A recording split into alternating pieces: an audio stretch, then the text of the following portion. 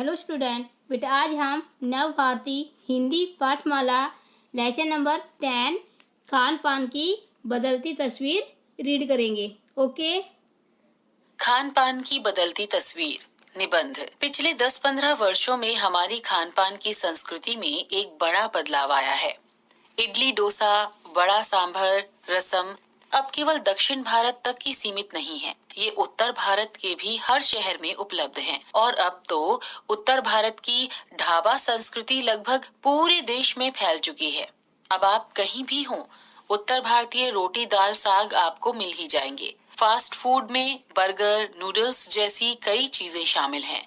एक जमाने में कुछ ही लोगों तक सीमित चाइनीज नूडल्स अब संभवतः किसी के लिए अजनबी नहीं है। 2 मिनट्स नूडल के पैकेट बंद रूप से कम बच्चे, बूढ़े सभी परिचित हो चुके हैं। इसी तरह नमकीन के कई स्थानीय प्रकार अभी तक भले मौजूद हों, लेकिन आलू चिप्स के कई विज्ञापित रूप तेजी से घर घर में अपनी जगह बनाते जा रहे हैं। गुजराती ढोकला गाठिया भी अब देश के कई हिस्सों में स्वाद लेकर खाए जाते हैं। और बंगाली मिठाइयों की केवल रसभरी चर्चा ही नहीं होती, वे कई शहरों में पहले की तुलना में अधिक उपलब्ध है। यानी स्थानीय व्यंजनों के साथ ही अन्य प्रदेशों के व्यंजन पकवान भी प्रायः हर क्षेत्र में मिलते हैं। और मध्यवर्गीय जीवन में भोजन विविधता अपनी जगह बना चुकी है। कुछ चीजें और भी हुई हैं। मसलन अंग्रेजी राज तक जो ब्रेड केवल साहबी ठिकानों तक सीमित थी, वह कस्बों तक पहुंच चुकी है और नाश्ते के रूप में लाखों करोड़ों भारतीय घरों में सेकी तली जा रही है। खान पान की इस बदली हुई संस्कृति से सबसे अधिक प्रभावित नई पीढ़ी हुई है, जो पहले के स्थानीय व्यंजनों के बारे में बहुत कम जानती है, पर कई नए व्यंजनों के बारे में बहुत कुछ जानती है। स्थानीय व्यंजन भी तो अब घटकर कुछ ही चीजों तक सीमित रह गया है। मुंबई की पाव भाजी और दिल्ली के छोले कुलचों की दुनिया पहले की तुलना में बड़ी जरूर है, पर अन्य स्थानीय व्यंजनों की दुनिया में छोटी हुई है। जानकार ये भी बताते हैं कि मथुरा के पेड़ों और आगरा के पेठे नमकीन में अब वह बात कहाँ रही। यानी जो चीजें बची भी हुई हैं, उनकी गुणवत्ता में फर्क पड़ा है। फिर मौसम और ऋतुओं के अनुसार फलों, खाद्यान्नों से जो व्यंजन और पकवान बना करते थे, उन्हें बनाने की फुर्सत भी अब कितने लोगों को रह गई है। अब गृहिणियों या कामकाजी महिलाओं के लिए खरबूजे के बीज सुखाना, छीलना और फिर उनसे व्यंजन तैयार करना असंभव सा है। यानी हम पाते हैं कि एक ओर तो स्थानीय व्यंजनों में कमी आई है, दूसरी ओर वे ही देसी विदेशी व्यंजन अपनाए जा रहे हैं, जिन्हें बनाने पकाने में सुविधा हो। जटिल प्रक्रियाओं वाली चीजें तो कभी कभार व्यंजन पुस्तिकाओं के आधार पर तैयार की जाती हैं। अब शहरी जीवन में जो भागा भाग है, उसे देखते हुए ये स्थिति स्वाभाविक लगती है। फिर कमर तोड़ महंगाई ने भी लोगों को कई चीजों से धीरे धीरे वंचित किया है। जिन व्यंजनों में बिना मेवों के स्वाद नहीं आता, उन्हें बनाने पकाने के बारे में भला कौन 4 बार नहीं सोचेगा। खान पान की जो एक मिश्रित संस्कृति बनी है, इसके अपने सकारात्मक पक्ष भी हैं। गृहिणियों और कामकाजी महिलाओं को अब जल्दी तैयार हो जाने वाले विविध व्यंजनों की विधियां उपलब्ध हैं। नई पीढ़ी को देश विदेश के व्यंजनों को जानने का सुयोग मिला है, भले ही किन्हीं कारणों से और किन्हीं खास रूपों में, क्योंकि ये भी एक सच्चाई है कि ये विविध व्यंजन इन्हें निखालिस रूप में उपलब्ध नहीं है। आजादी के बाद उद्योग धंधों, नौकरियों, तबादलों का जो एक नया विस्तार हुआ है, उसके कारण भी खान पान की चीजें किसी एक प्रदेश से दूसरे प्रदेश में पहुंची हैं। बड़े शहरों के मध्यवर्गीय विद्यालयों में जब दोपहर के टिफिन के वक्त बच्चों के टिफिन डिब्बे खुलते हैं, तो विभिन्न प्रदेशों के व्यंजनों की एक खुशबू उठती है। हम खान पान से भी एक दूसरे को जानते हैं।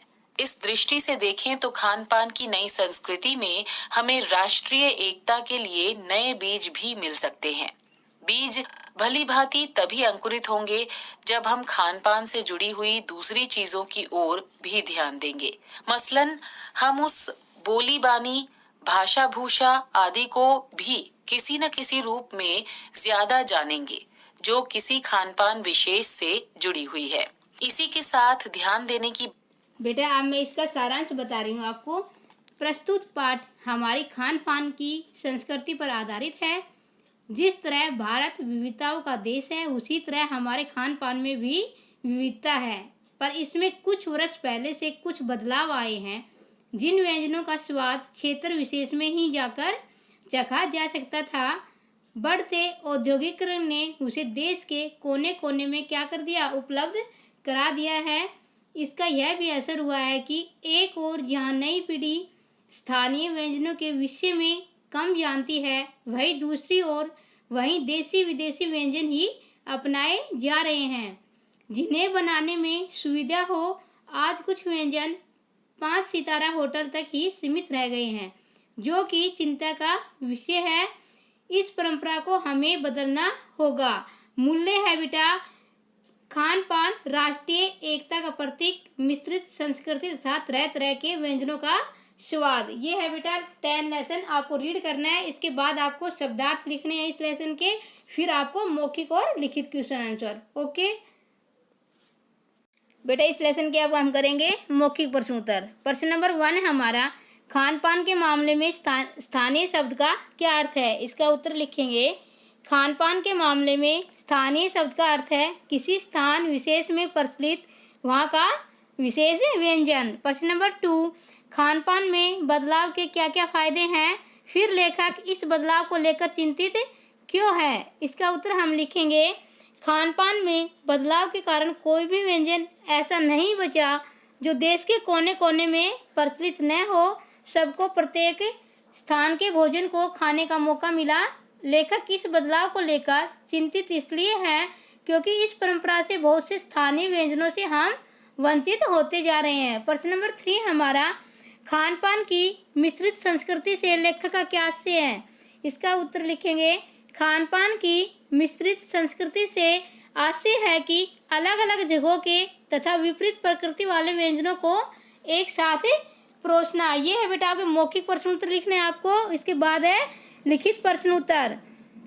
लिखित प्रश्न उत्तर है प्रश्न नंबर 1, पिछले 10-15 वर्षों में हमारी किस संस्कृति में बड़ा बदलाव आया है? इसका उत्तर है पिछले 10-15 वर्षों में हमारी खान पान की संस्कृति में बड़ा बदलाव आया है। प्रश्न नंबर 2, खाने की किस चीज़ ने अंग्रेजी राज के शाबी ठिकानों से निकलकर लाखों करोड़ों घरों में अपनी जगह बनाई है? इसका उत्तर है ब्रेड ने अंग्रेजी राज के शाबी ठिकानों से निकलकर लाखों करोड़ों घरों में अपनी जगह बनाई है। प्रश्न नंबर 3, एथनिक का क्या अर्थ है? इसका उत्तर है एथनिक का अर्थ है वे चीज़ें जो मुश्किल से उपलब्ध हो। ये बेटा आपके लिखित प्रश्न उत्तर। ओके बेटा, नेक्स्ट क्वेश्चन है हमारे दीर्घ। प्रश्न नंबर 1, जटिल प्रक्रियाओं वाली खाने की चीज़ों को कम पसंद किया जा रहा है, क्यों? इसका उत्तर है जटिल प्रक्रियाओं वाली खाने की चीज़ों को कम पसंद किया जा रहा है क्योंकि इन्हें बनाने में समय धन अधिक खर्च होते हैं। साथ में जीवन की भागम भाग और लगातार बढ़ती महंगाई में यह स्थिति स्वाभाविक लगती है। प्रश्न नंबर 2, स्थानीय व्यंजनों में किस प्रकार कमी आई, इस ओर क्या कदम उठाए जा सकते हैं? इसका उत्तर है मुंबई की पाव भाजी, दिल्ली के छोले कुलचे, मथुरा के पेड़े, आगरे के पेठे, नमकीन आदि चीज़ें अब स्थानीय नहीं रह गई है। ये अब हर जगह उपलब्ध है जिससे इनकी गुणवत्ता में भी फर्क पड़ा है। हमें समय समय पर खान पान की मिश्रित संस्कृति को जांचते रहना चाहिए। प्रश्न नंबर 3 हमारा, उद्योग धंधे के विस्तार ने किस प्रकार हमारे खान पान पर असर डाला है? इसका उत्तर है आज़ादी के बाद उद्योग धंधे, नौकरियों, तबादलों का जो एक नया विस्तार हुआ है, उसके कारण भी खान पान की चीज़ें किसी एक प्रदेश से दूसरे प्रदेश में पहुंचती है। बड़े शहरों के मध्यवर्गीय विद्यालयों में जब दोपहर के टिफ़िन के वक्त बच्चों के टिफ़िन भी पैक किए जाते हैं। प्रश्न नंबर 4, खान पान की मिश्रित विविध संस्कृति को समय समय पर जांचने की ज़रूरत क्यों है? खान पान की मिश्रित संस्कृति हमें कुछ चीज़ें चुनने का अवसर देती है। हम उसका प्राय लाभ नहीं उठा पाते। हम अक्सर एक ही प्लेट में कई तरह के और कई बार तो बिल्कुल विपरीत प्रकृति वाले व्यंजन लेना चाहते हैं, इसलिए खान पान की जो मिश्रित संस्कृति बनी है। ओके, ये है बेटा आपके दीर्घ प्रश्नोत्तर, ये आपको फेयर नोटबुक में करने हैं, लर्न में राइट।